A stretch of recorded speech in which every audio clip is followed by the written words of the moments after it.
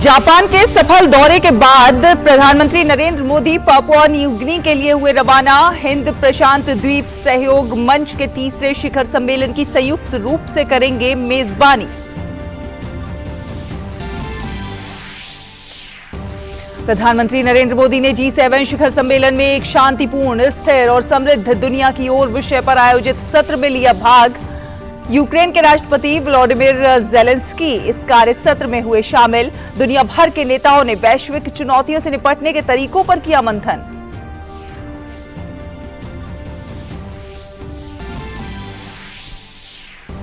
प्रधानमंत्री ने हिरोशिमा में ब्रिटेन के पीएम ऋषि सुनक और ब्राजील के राष्ट्रपति लूला दा सिल्वा के साथ की द्विपक्षीय वार्ताएं। पीएम ने दोनों नेताओं के साथ तमाम अहम द्विपक्षीय और अंतर्राष्ट्रीय मुद्दों पर की चर्चा। प्रधानमंत्री ने अन्य नेताओं के साथ हिरोशिमा पीस मेमोरियल पार्क में परमाणु हमले में मारे गए लोगों को अर्पित की श्रद्धांजलि।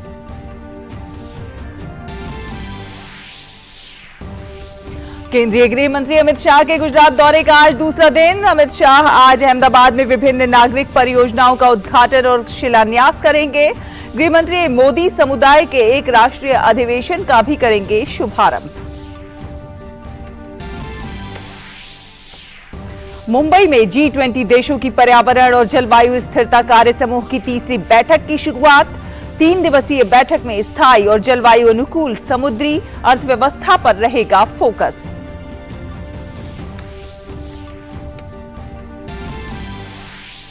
आईपीएल में आज खेले जाएंगे 2 मुकाबले। दिन के पहले मैच में मुंबई इंडियंस और सनराइजर्स हैदराबाद के बीच होगी भिड़ंत, तो वहीं दूसरे मुकाबले में रॉयल चैलेंजर्स बेंगलुरु और गुजरात टाइटंस होंगे आमने सामने।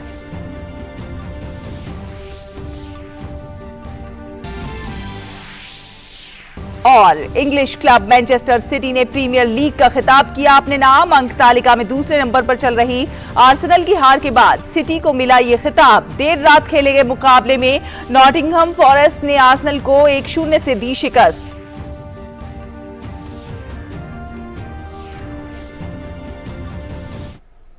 नमस्कार, डीडी न्यूज देख रहे हैं आप और आपके साथ मैं हूं शैला रिगाल। चलिए बुलेटिन की शुरुआत करते हैं। प्रधानमंत्री नरेंद्र मोदी अपनी जापान यात्रा समाप्त करके पापुआ न्यू गिनी के लिए रवाना हो गए हैं। प्रधानमंत्री ने अपनी यात्रा को सार्थक और उपयोगी बताया है।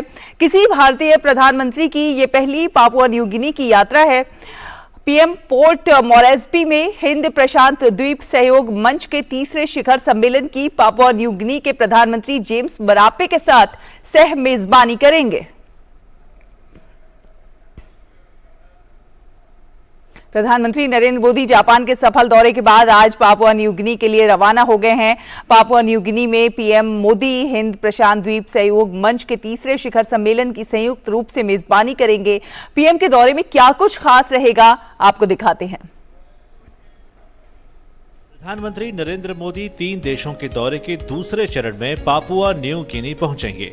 ये किसी भारतीय प्रधानमंत्री की यह पहली पापुआ न्यू गिनी यात्रा होगी। भारत ने अप्रैल 1996 में पोर्ट मोरसबी में अपना उच्चायोग खोला था।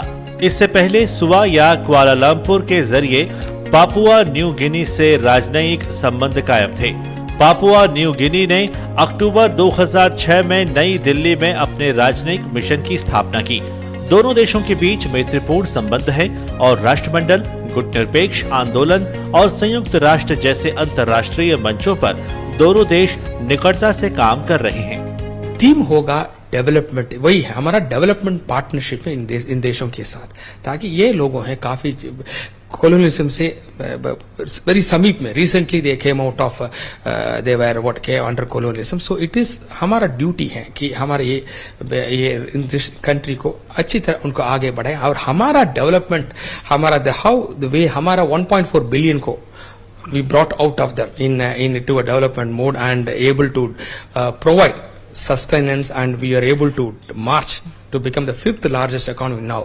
and हम आगे और 10-12 साल में हम तो 3rd largest economy बनने वाले। देखिए हमारा देश, we are in that positive, ये आशा, ये होप, उम्मीद उनको देना है ताकि वो भी ऐसा आगे बढ़े, और उनका टूल्स हम दे रहे हैं कैपेसिटी बिल्डिंग ताकि वो आगे बढ़े। प्रधानमंत्री मोदी पोर्ट मोरसबी में हिंद प्रशांत द्वीप सहयोग मंच के तीसरे शिखर सम्मेलन का पापुआ न्यू गिनी के प्रधानमंत्री जेम्स मरापे के साथ सह मेजबानी करेंगे। 2014 में गठित मंच में भारत और प्रशांत द्वीप के 14 देश शामिल हैं। अपने दौरे पर प्रधानमंत्री मोदी पापुआ न्यू गिनी के प्रधानमंत्री, फिजी और न्यूजीलैंड के प्रधानमंत्री के साथ द्विपक्षीय बैठक करेंगे। वे भारतीय समुदाय के लोगों से भी मुलाकात करेंगे। फिपिक के तीसरे समिट का आयोजन यहां पापुआ न्यू गिनी में हो रहा है। आप देख सकते हैं जिस तरह हिंद महासागर और प्रशांत महासागर की लहरें आपस में मिलती हैं, उसी तरह आशा है कि भारत और पैसिफिक आइलैंड्स आपस में मिलकर सहयोग और विकास की नई परिभाषा लिखेंगे। मेरे सहयोगी कैमरा पर्सन आनंद कुमार, बिमलेंदु पांडे और हुकुम सिंह के साथ मैं शुभेंदु घोष, डीडी न्यूज के लिए पोर्ट मॉरिसबी में। और प्रधानमंत्री नरेंद्र मोदी पापुआ न्यू गिनी के दौरे पर आज शाम पोर्ट मॉरिसबी पहुंचेंगे। पोर्ट मॉरिसबी के पापुआ न्यू गिनी विश्वविद्यालय में भारत के सहयोग से बना सूचना प्रौद्योगिकी उत्कृष्टता केंद्र युवाओं को कौशल युक्त और पेशेवर बनाने में अहम भूमिका निभा रहा है। आइए देखते हैं कि क्या खास है इसमें। डेवलपमेंट पार्टनरशिप भारत और पापुआ न्यू गिनी के संबंधों की आधारशिला कही जा सकती है। एक बहुत महत्वपूर्ण उदाहरण होगा centre for excellence in information technology. एक बहुत स्पेशलाइज्ड सेंटर है जो यहाँ university of Papua new Guinea में बनाया गया है। ये जो सेंटर है ये भारत की मदद से बनाया गया है और एक बहुत खास अहम एक रोल अदा कर रहा है। सूचना प्रौद्योगिकी में उत्कृष्टता केंद्र या CEIT सूचना प्रौद्योगिकी कौशल के प्रशिक्षण और विकास का प्रमुख संस्थान है, जिसे पापुआ न्यू गिनी की सरकार के सहयोग से भारत सरकार द्वारा वित्त पोषित किया जाता है। यह पापुआ न्यू गिनी विश्वविद्यालय और भारत में उन्नत कंप्यूटिंग विकास केंद्र के सहयोग से संचालित है। This center established in I think the preparatory work and signing of the MOU for this center took place in 2016. From 2016 on to 2019, we did the preparatory work with the government of India together with the government of PNG. CDEC was the implementing agency on behalf of the government of India, while UPNG was appointed as implementing agency on behalf of the government of Papua New Guinea. That's how we got engaged in this project. CEIT Papua New Guinea और भारत सरकार की ऐसी पहल है जिससे कौशल युक्त कामगारों और विश्व स्तरीय IT पेशेवरों की खेप तैयार होगी। इससे पापुआ न्यू गिनी में निवेश भी आकर्षित होगा और सॉफ्टवेयर निर्यात के जरिए राजस्व भी पैदा होंगे। ये केंद्र द्वीप राष्ट्र के युवाओं का भविष्य को आकार देने में महत्वपूर्ण भूमिका निभा रहा है। This is a Center for Excellence in IT. Okay, it's a project funded and supported by the Indian government and of course Papua New Guinea government. It's a bilateral friendship and it was very big project. Okay, it started by constructing this place and of course sending us, okay, Papua New Guineans, about 6 of us, okay, to study in India, in Pune, SIDAC. Privilege for this, for Papua New Guinea to have this friendship. Relationship between India and PNG is very important to us.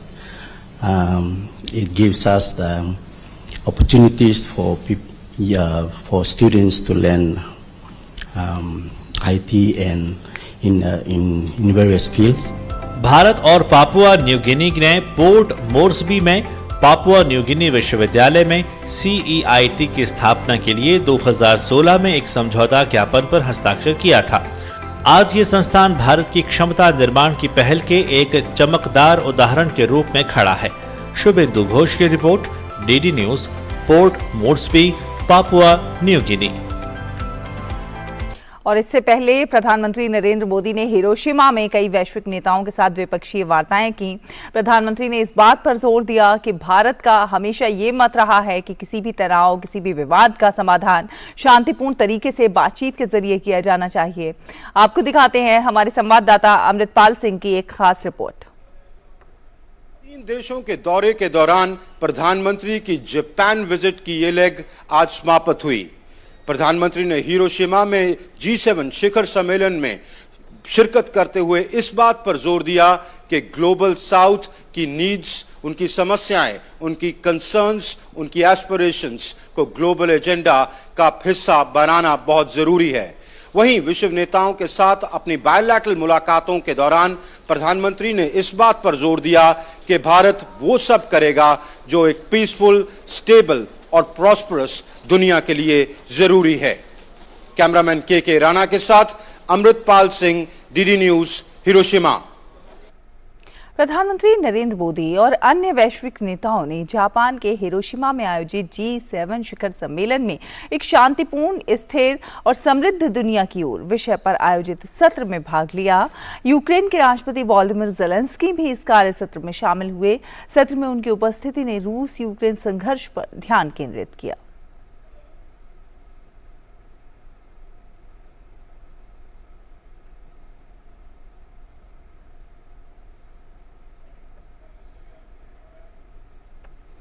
प्रधानमंत्री नरेंद्र मोदी और Britain के प्रधानमंत्री ऋषि सुनक के बीच Hiroshima में द्विपक्षीय वार्ता हुई।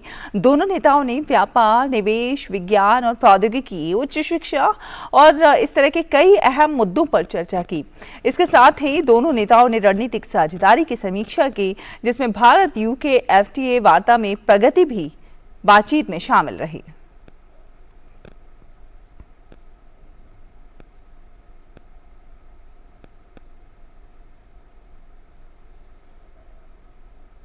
इसके अलावा आज हिरोशिमा में भारत और ब्राजील के बीच भी द्विपक्षीय वार्ता हुई। प्रधानमंत्री नरेंद्र मोदी, ब्राजील के राष्ट्रपति लुइज इनासियो लुला डी सिल्वा ने तमाम अहम मुद्दों पर बातचीत की। दोनों नेताओं ने रक्षा उत्पादन, व्यापार, फार्मास्यूटिकल, कृषि, डेयरी और पशुपालन के साथ नवीकरणीय ऊर्जा जैसे क्षेत्रों में भारत ब्राजील रणनीतिक साझेदारी को और मजबूत बनाने के तरीकों पर चर्चा की। इससे पहले प्रधानमंत्री नरेंद्र मोदी और अन्य वैश्विक नेताओं ने आज हिरोशिमा पीस मेमोरियल एटमी हमले में मारे गए लोगों को श्रद्धांजलि अर्पित की।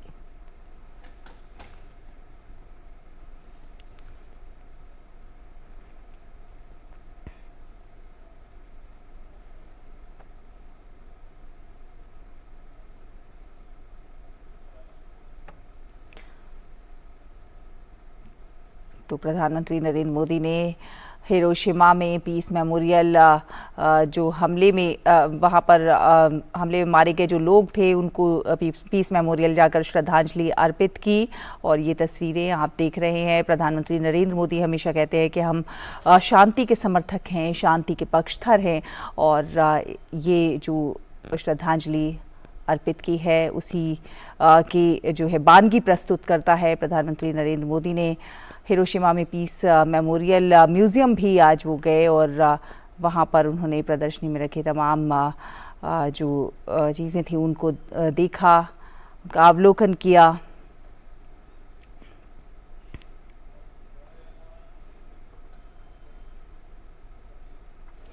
तो जैसा कि हम बता रहे हैं कि पीएम हिरोशिमा में पीस मेमोरियल म्यूज़ियम भी गए। वहाँ पर उन्होंने प्रदर्शनी में रखे दस्तावेज़ों को देखा, साथ ही साथ वहाँ पर आगंतुक पुस्तिका में अपने हस्ताक्षर भी किए।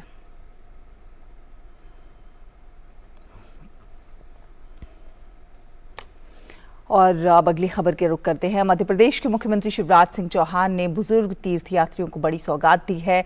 बुजुर्ग तीर्थयात्री आज से हवाई जहाज से तीर्थ यात्रा कर सकेंगे। मुख्यमंत्री शिवराज सिंह चौहान ने हवाई जहाज से तीर्थ यात्रा का शुभारंभ किया है। मुख्यमंत्री तीर्थ दर्शन योजना के तहत तीर्थ यात्रा का पहला जत्था भोपाल एयरपोर्ट से रवाना हुआ। इस मौके पर शिवराज सिंह चौहान ने तीर्थयात्रियों को सम्मानित भी किया।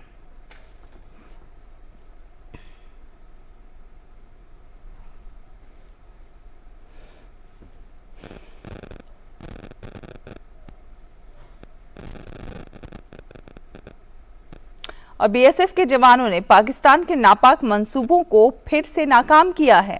अमृतसर में बीएसएफ ने पाकिस्तान के एक ड्रोन को जब्त किया है। जवानों ने तलाशी अभियान में ड्रोन को बरामद किया है। इससे पहले शनिवार को भी बीएसएफ ने एक ड्रोन को मार गिराया था। जवानों ने ड्रोन के साथ नशीली सामग्री भी जब्त की थी। जम्मू कश्मीर में G20 की बैठक को लेकर सुरक्षा व्यवस्था पुख्ता कर दी गई है। आवाजाही के दौरान वाहनों की चेकिंग की जा रही है। श्रीनगर में आने जाने के सभी रास्तों पर विशेष चौकियां स्थापित की गई हैं। इलाकों में गश्त बढ़ा दी गई है। CRPF, पुलिस और सेना के जवानों के साथ सभी सुरक्षाकर्मी किसी भी स्थिति से निपटने के लिए पूरी तरह तैयार हैं।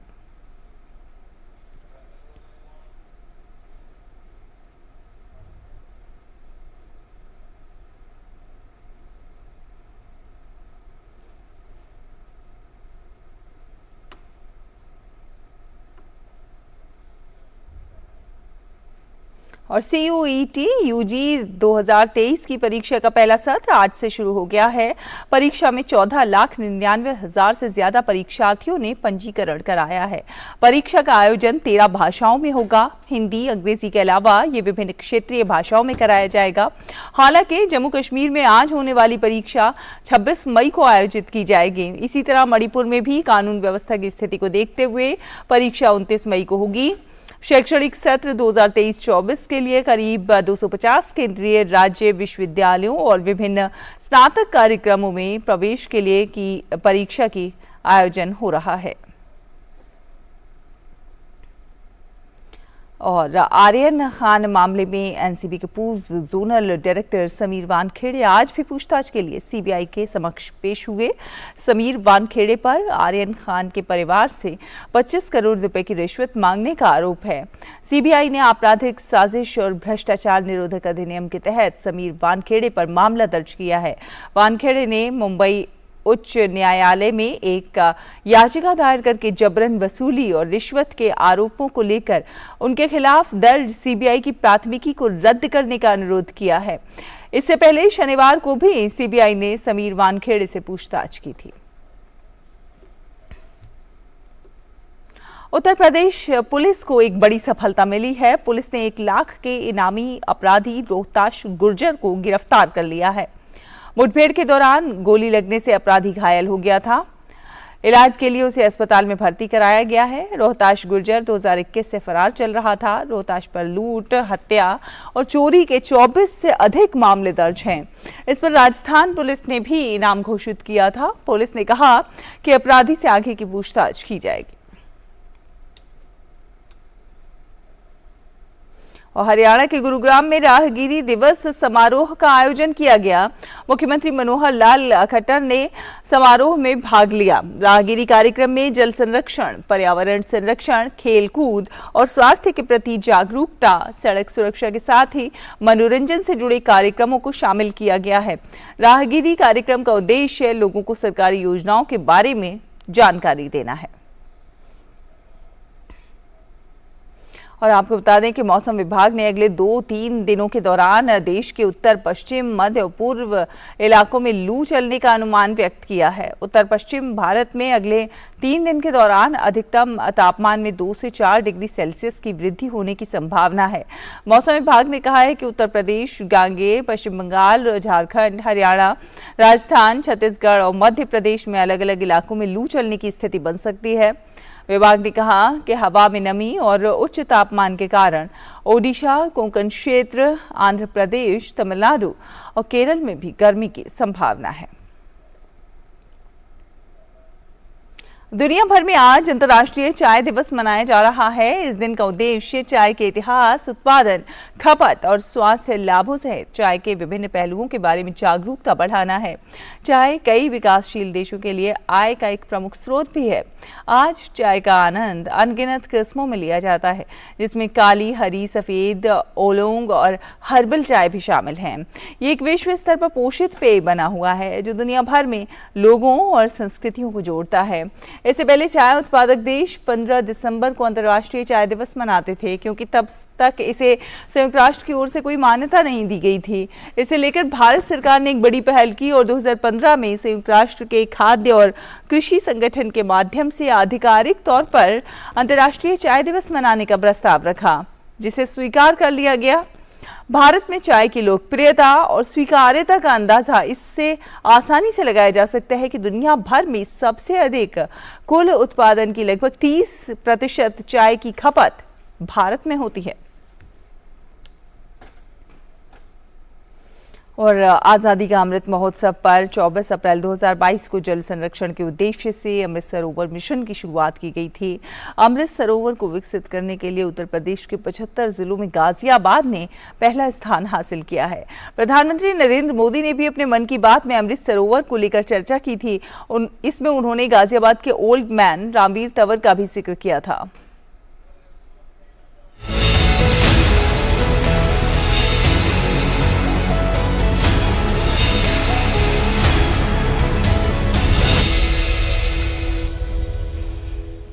जल संरक्षण और संचयन के उद्देश्य से भारत सरकार द्वारा शुरू की गई अमृत सरोवर योजना के उत्तर प्रदेश में सार्थक व सकारात्मक परिणाम सामने आ रहे हैं। गाजियाबाद में अमृत सरोवर बनाने का कार्य तेजी से हो रहा है। अमृत सरोवर को विकसित करने में प्रदेश के 75 जिलों में गाजियाबाद ने पहला स्थान भी हासिल किया है। गाजियाबाद के मुख्य विकास अधिकारी विक्रमादित्य सिंह ने बताया कि जिले में 101 अमृत सरोवर को बनाने का संकल्प लिया गया था। इसके सापेक्ष हम 70 अमृत सरोवरों को पूरा कर चुके हैं और 31 अमृत सरोवर पर कार्य चल रहा है।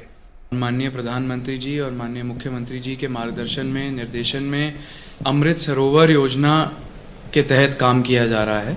जनपद गाजियाबाद में हमने इनिशियली 101 अमृत सरोवर का चयन किया था और इनको बनाने का संकल्प लिया था और इसके सापेक्ष हम ऑलरेडी अराउंड 70 अमृत सरोवर पूर्ण कर चुके हैं और हमारे 31 अमृत सरोवर ऐसे हैं जो पाइपलाइन में हैं। ये एनवायरनमेंट फ्रेंडली इनिशिएटिव है जहां पे सस्टेनेबल एफर्ट किया जा रहा है पानी को संरक्षित करने का, खास करके रेन वाटर को संरक्षित करने का। अमृत सरोवर का उद्देश्य बारिश के पानी को संरक्षित करना होता है। आजादी के अमृत महोत्सव के उत्सव के रूप में देश के प्रत्येक जिले में 75 जल निकायों का विकास और कायाकल्प करना है। आजादी के अमृत महोत्सव वर्ष में शुरू किए गए प्रधानमंत्री नरेंद्र मोदी के इस ड्रीम प्रोजेक्ट के तहत उत्तर प्रदेश में 15,415 अमृत सरोवरों को विकसित करने के लिए चयनित किया गया। इनमें 8,343 सरोवरों का निर्माण पूरा कर लिया गया है। सभी अमृत सरोवरों के निकट जनोपयोगी कार्य भी कराए जा रहे हैं।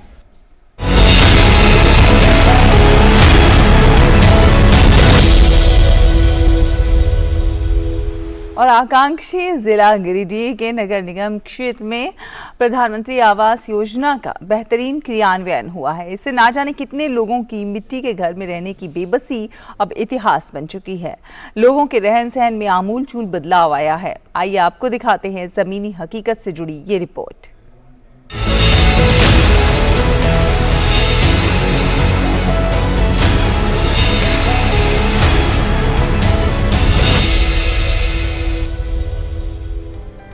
गिरिडीह नगर निगम अंतर्गत लखारी मोहल्ला की लता देवी और पूजा के चेहरों पर आज रौनक है।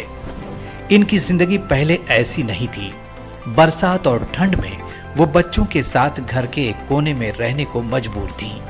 मगर प्रधानमंत्री आवास योजना की बदौलत आज उनकी ये बेबसी इतिहास बन चुकी है। आज इनके पास खुद का पक्का मकान है।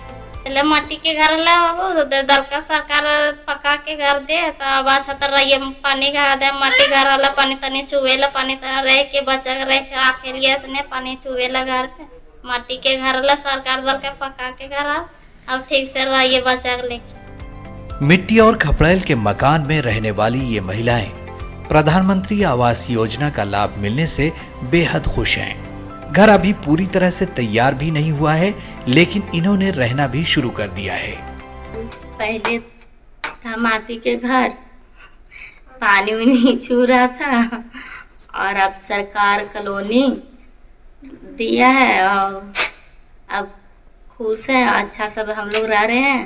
सरकार हमारा घर दल के रहे भी व्यवस्था कर रखा है, बाथरूम दल के, राशन कार्ड दल के, स्मार्ट कार्ड बना दल के। अब से हम बहुत खुशी है। जे भी सरकार का मर्जी बढ़िया करके और धन्यवाद। प्रधानमंत्री आवास योजना ने कमजोर वर्गों के चेहरों पर हंसी और खुशी लाने का काम किया है और उनके हालात बदले हैं। अब वे भी प्रधानमंत्री आवास योजना की बदौलत सुकून भरी जिंदगी जी पा रहे हैं, जहां ना तो गर्म लू के थपेड़े हैं, ना ही सर्दी का सितम और बरसात की मार है। अब उनके जीवन में बस आराम ही आराम है। गिरिडीह से रमेश प्रभाकर के साथ दिवाकर कुमार की रिपोर्ट, टीटी न्यूज।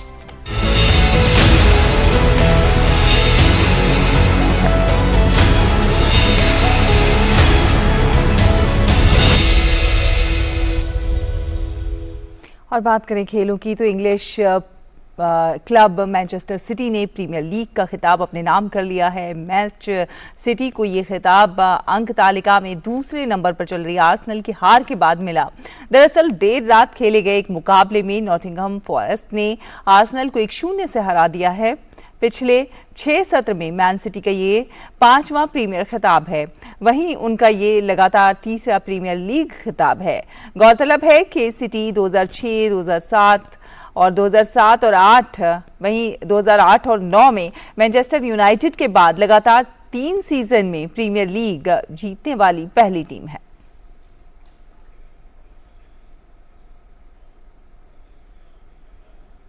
इसी के साथ इस बुलेटिन में फिलहाल इतना ही, लेकिन डीडी न्यूज पर खबरों का ये सफर लगातार जारी है।